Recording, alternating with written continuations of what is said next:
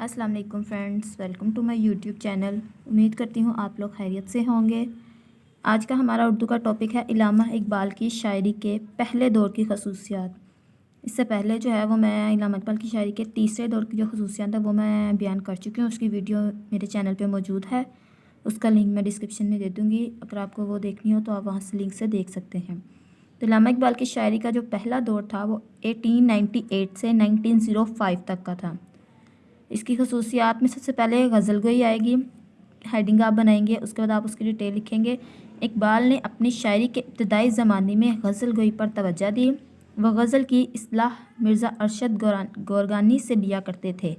इनकी तबीयत की जिद्दत तराज़ी कभी कभी इनसे कोई ऐसा शेर ज़रूर कहलवा देती थी जो आम डगर से हट कर होता था। ज़ुबान के चटखारे और शौक़ी के हवाले से इकबाल ने इस्लाह सुखन की खातिर दाग से रब्ता किया और उस्ताद दाग का लबो लहजा और रंग अपनाने की कोशिश भी की।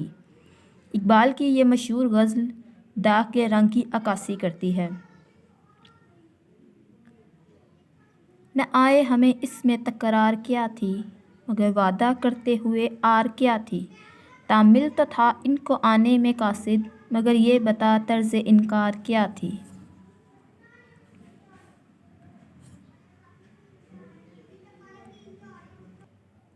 सेकंड जो है वो हम इसमें नज़म निगारी की हेडिंग बना सकते हैं।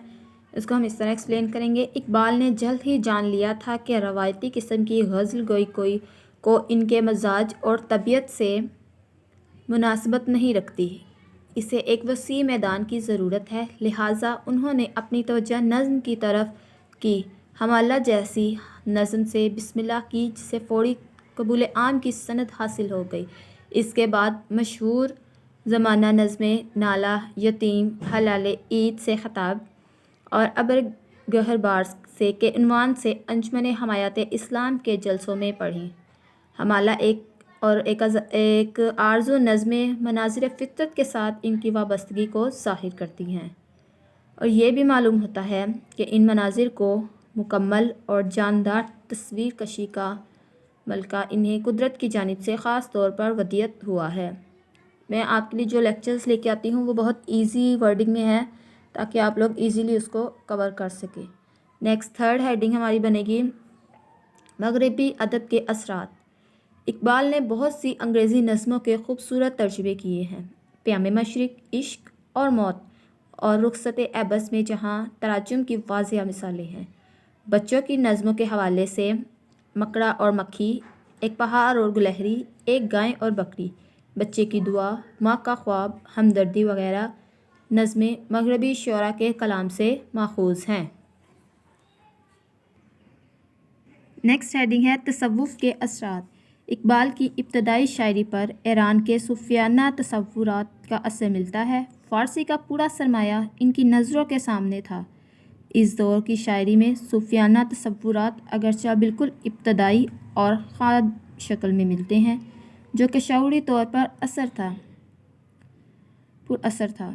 तसव्वुफ़ के मनफी तसव्वुरात को बाद में उन्होंने जहन से निकाल लिया था। बकौल अब्दुल सलमान नदवी इनकी इस दौर की नज़मों में बाज़ ऐसे अशार भी मौजूद हैं जो इनके फ़लसफ़ा खुदी के मुखालिफ हैं।